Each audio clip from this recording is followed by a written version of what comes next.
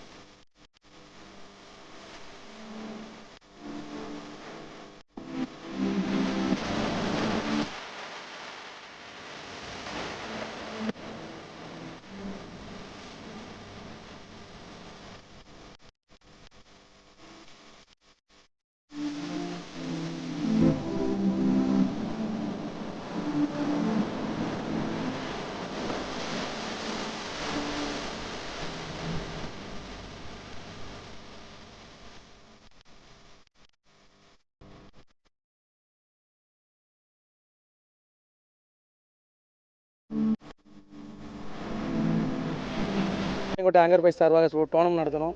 Cricket tournament. இதில் 30 team கலந்து கொண்டது. அதில் நாங்கள் மொதல் ப்ரைஸ் எடுத்திருக்கோம், anchor boys team. Second prize BST team. Third prize Nattarkulam. Fourth prize Kottur riders. Fifth prize Abhishekapatti. Sixth prize Tharuvai.